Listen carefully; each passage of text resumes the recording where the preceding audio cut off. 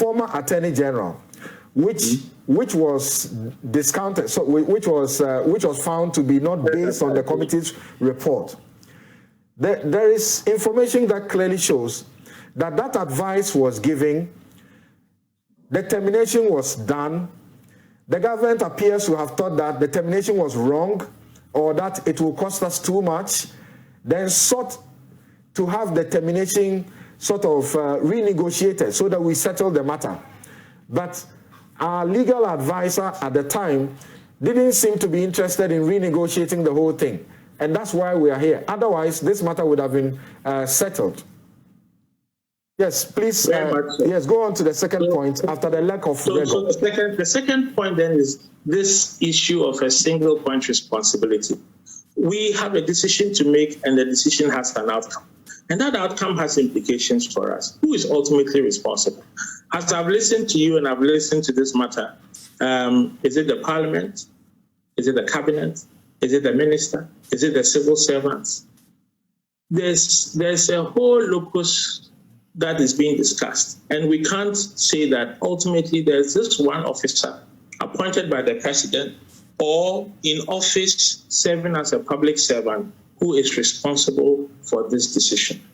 That also is not good. It ought to stop. It has to be possible for us to say that in this matter, there is a single person who is ultimately responsible for ensuring that there is rigor, for ensuring that the decisions are done and made in a timeous manner, and that Ghana is protected in all things.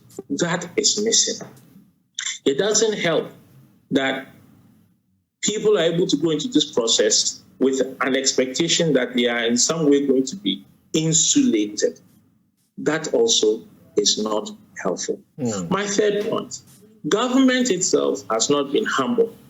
It has not been humble to accept that arbitration simply means, the result of the arbitration simply means that something has gone wrong. And that grave mistakes have been made. What are these grave mistakes? Because the mistakes relate to how we went about terminating the contract. Right. As to whether the contract itself was sound, it's a matter for us to determine internally. But the arbitration is now an international matter. Right. So we need to separate the two. There's a homework that we must do in making sure that if the contract was not sound, it should never in the first place have been signed. But now that we have gone to arbitration and lost, we need to accept how it is that we have lost. Because this is a standard that is applicable all over the world. We cannot say that this arbitration will not affect us. It is an international standard that has been arrived at, which we cannot appeal.